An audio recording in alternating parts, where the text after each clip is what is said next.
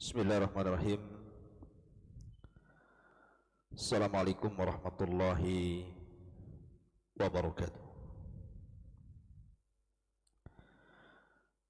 Alhamdulillah wassalatu wassalamu ala Rasulillah wa ala alihi wa sahbihi wa mawalah wa la hawla wa la quwata illa billahi wa ba'du. Qala Allahu azza wa jalla ya ayyuhalladzina amanu taqullaha haqqa tuqatih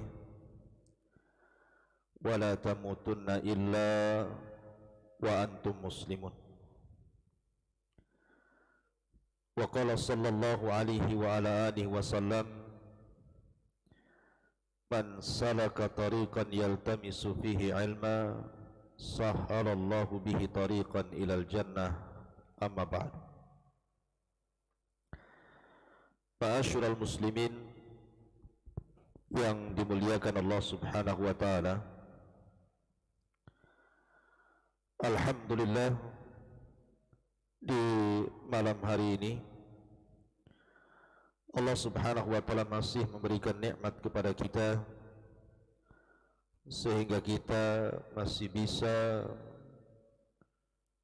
bermuajahah dalam rangka talabul ilmi walaupun lewat media. Salawatu salam tentunya kita aturkan kepada Rasul kita Nabi besar Muhammad sallallahu alaihi wa ala alihi wasallam.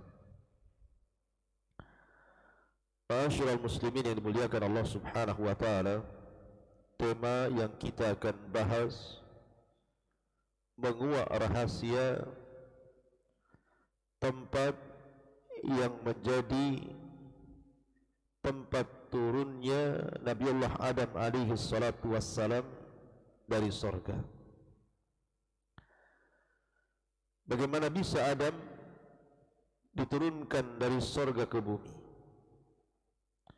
Apa yang menyebabkan Adam alaihi salatu wassalam bisa turun ke bumi? Dan apa tujuan Allah menurunkan Adam ke bumi?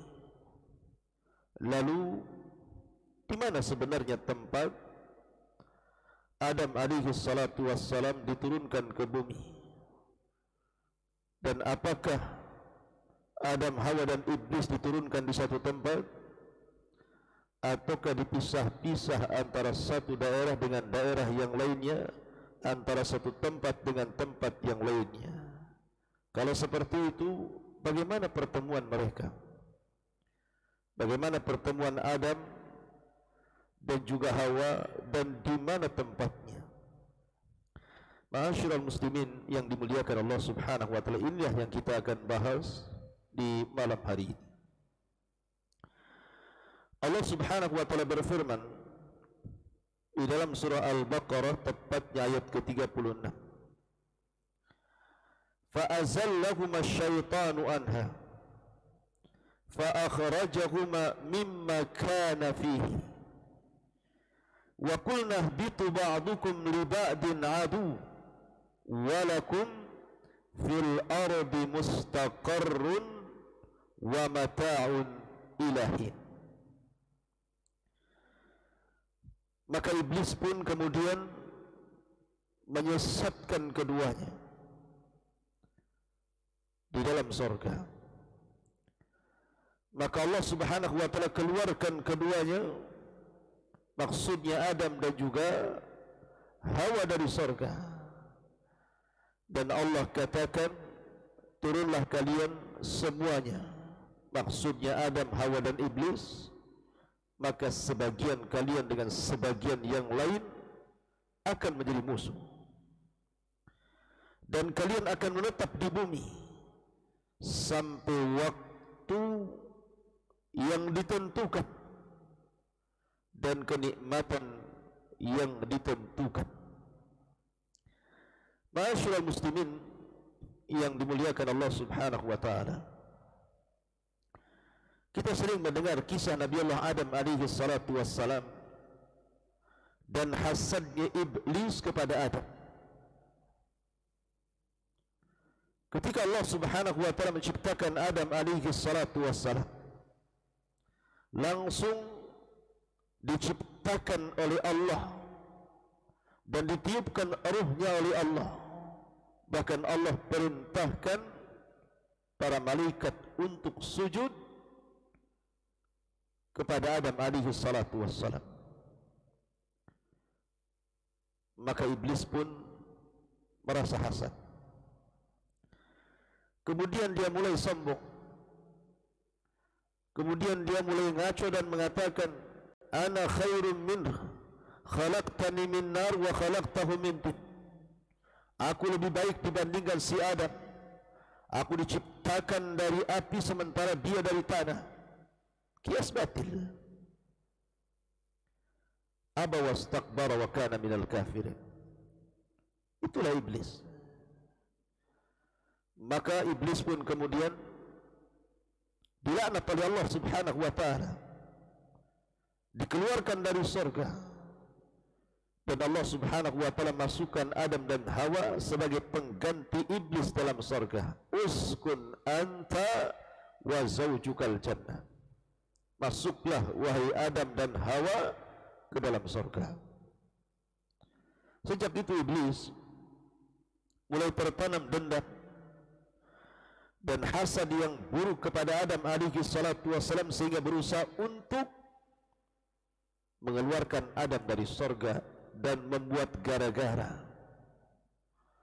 Karena ketika itu iblis tahu bahwa Allah Subhanahu wa taala mengizinkan Adam untuk tinggal di surga dan mengambil semua kenikmatan yang ada dalamnya kecuali syajaratul khuldi, pohon kehidupan yang tidak boleh didekati.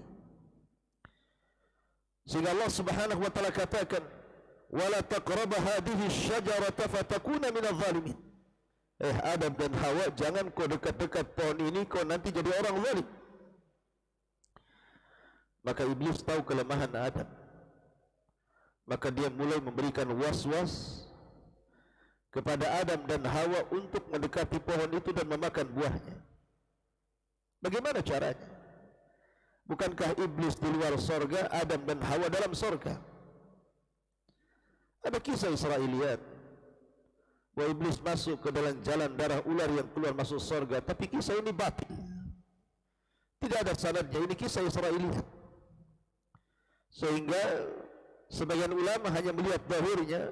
Yang jelas bahwa iblis memberikan was-was. Bagaimana caranya? Allahu a'lam.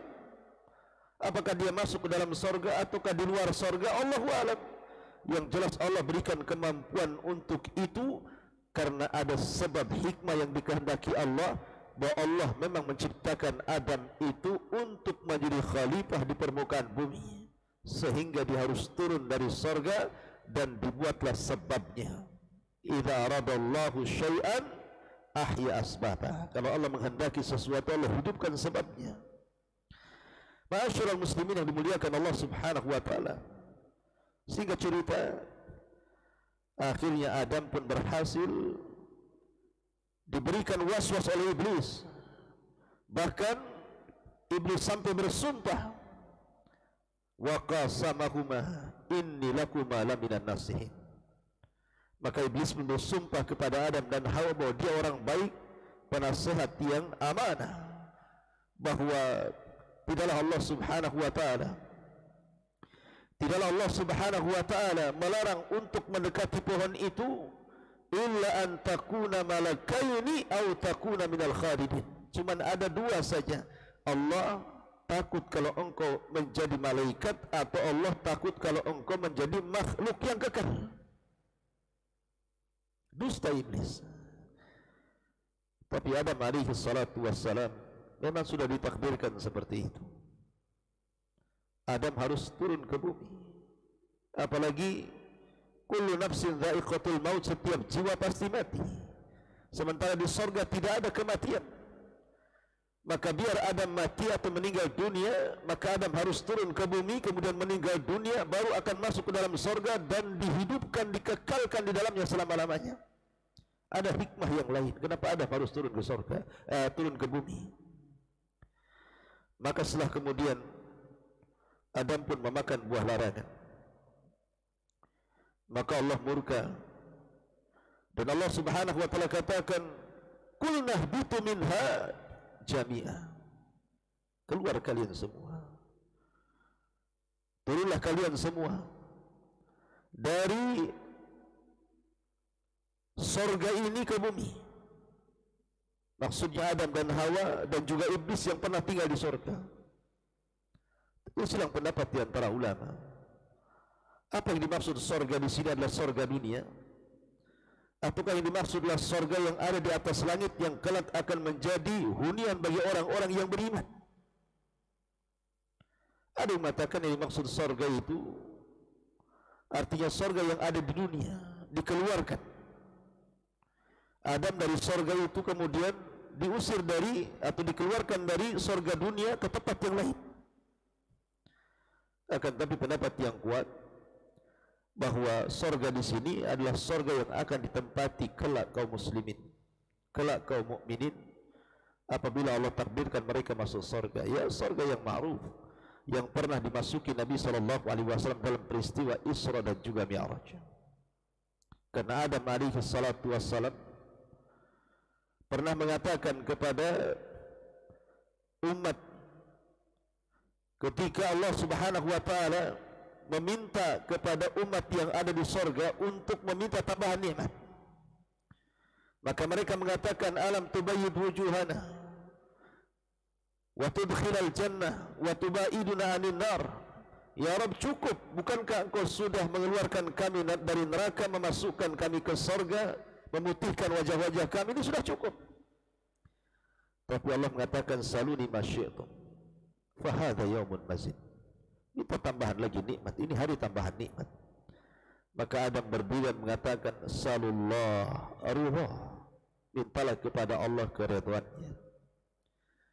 Fa in syakhita alaikum, kalau Allah sampai murka kepada kalian, akhrajukum kama akhrajani abawaikum minal jannah, maka kalian akan dikeluarkan sebagaimana bapak kalian pernah dikeluarkan dari sorga ini.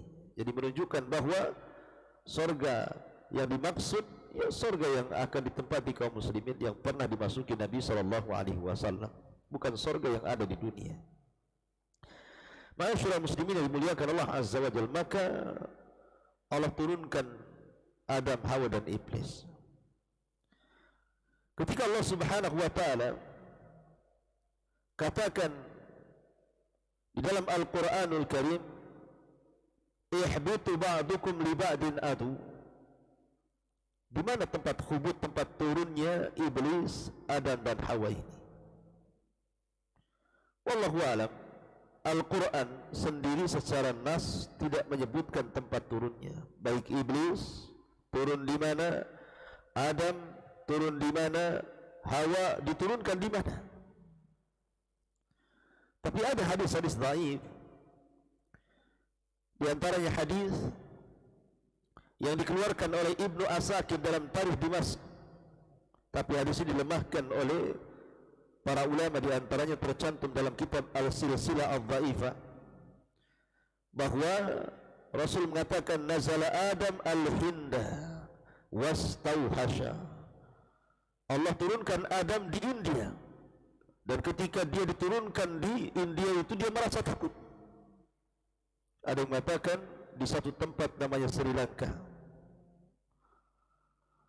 Tapi ada juga yang kemudian mengatakan bahwa Adam itu tidak diturunkan di India, tidak diturunkan di Sri Lanka, tapi Adam itu diturunkan di Safa, sebagaimana dikatakan Ibnu Abi Hatim, "Ahbata Adam di Safa," bahwa Adam diturunkan di bukit Safa dan Hawa di bukit Marwah.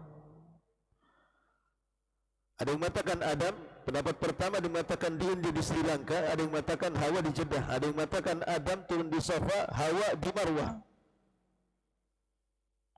Tapi ada juga yang mengatakan di tempat lain. Tapi secara nas Al-Quran dan hadis yang sahih tidak ada. Sebagiannya dari hadis-hadis lemah dan sebagiannya lagi diambil dari kisah-kisah Israiliyat. Ketika kemudian keduanya saling mencari, maka ketika sampai di sebuah tempat yang disebut dengan Muzdalifah, maka keduanya saling mendekat. Izdalafat, maka tempat itu disebut Muzdalifah. Muzdalifah antara Mekah dan juga Arafah. Ada juga yang mengatakan di pertemuan keduanya adalah di Arafah, maka disebut Arafah karena ta'arafah, keduanya saling mengenal, maka tempat itu disebut Arafah. Adapun iblis ada yang mengatakan diturunkan di Ubullah. Ubullah itu di satu negeri di Irak. Tapi ada juga bahwa iblis itu diturunkan di lautan, sehingga dia membuat istananya di atas lautan. Wa kana arshuhu 'alal ma'. Wallahu a'lam. Yang jelas bahwa Allah dan Rasulnya tidak menyebutkan kecuali kalimat umum. Turunnya di mana, tempatnya di mana, itu tidak banyak mengambil faedah, karena kalaupun tahu tidak menambah iman, kalaupun tidak tahu tidak mengurangi iman. Kalau seandainya ini perkara yang penting, tentu Allah dan Rasulnya menyebutkannya. Wallahu a'lam bishawab. Ma'asyiral muslimin yang dimuliakan Allah Azza wa Jalla, baru setelah kemudian masing-masing iblis Adam dan Hawa ini berada di bumi, maka kemudian iblis mulai mengasas tempatnya di lautan, membuat istana megahnya di lautan untuk menyesatkan Adam dan Hawa dan juga anak turunannya. Ketika itu iblis dihadapkan dengan dua musuh. Pertama, dia harus menghadapi Hawa. Yang kedua, dia harus menghadapi Adam. Sementara Adam dan Hawa musuhnya satu, iblis saja. Maka iblis punya keinginan untuk mencerai-beraikan antara Hawa dan juga Adam. Tetapi Adam dan Hawa sudah diberikan taufik oleh Allah Azza wa Jalla. Keduanya sudah menyesal, mengakui dosanya. Fatalaqa Adamu min Rabbih kalimatin. Maka ketika keduanya berjumpa di Arafah, maka dia pun atau Adam dan Hawa pun berusaha untuk bertobat kepada Allah, dan Allah ajarkan kalimat itu untuk diturunkan ke Adam, dan Adam membacanya untuk dinaikkan lagi kepada Allah. Rabbana, ya Rabb kami, zalamna, kami melakukan kezaliman, anfusana fa illam taghfir lana, kalau engkau tidak mengampuni dosa kami, wa tarhamna, dan menyayangi kami, lanakunanna minal khasirin, tentu kami termasuk orang yang rugi. Inilah kalimat pertama yang diucapkan Adam, kalimat yang datang dari Allah, diberikan kepada Adam dan dikembalikan kepada Allah Subhanahu wa ta'ala. Sejak itu iblis tidak bisa menggoda Adam dengan berbagai macam upaya untuk mencerai-beraikan Adam dengan Hawa, tidak bisa. Makanya kemudian iblis pun berjanji untuk mencerai-beraikan anak cucunya. Makanya iblis sangat bangga apabila mengutus Sarayahu, tentaranya, untuk membuat suami istri bercerai.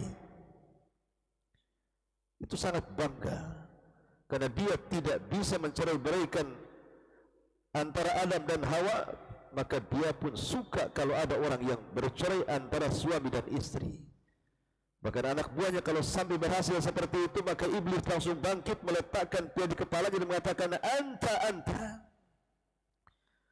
kamu iblis, kamu setan yang baik, kamu tentara setan yang top markotop. Bangga dia. Kenapa bangga iblis? Karena yang akan jadi korban banyak, terutama anak-anaknya. Ingat bahwa anak ini hitam putihnya dikantungkan kepada orang tuanya.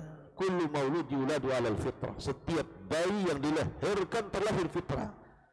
Orang tuanya menjadikan dia Yahudi, orang tuanya yang menjadikan dia Nasrani, orang tuanya yang menjadikan dia Majusi, atau mungkin menjadi seorang Muslim. Tapi ketika kemudian orang tuanya bermusuhan satu dengan yang lainnya, sehingga akhirnya keduanya lalai untuk mengurus anaknya, maka iblis datang dan mengatakan, anakmu saya yang rawat, maka jadilah anak iblis. Makanya kenapa iblis sangat senang apabila melihat perceraian.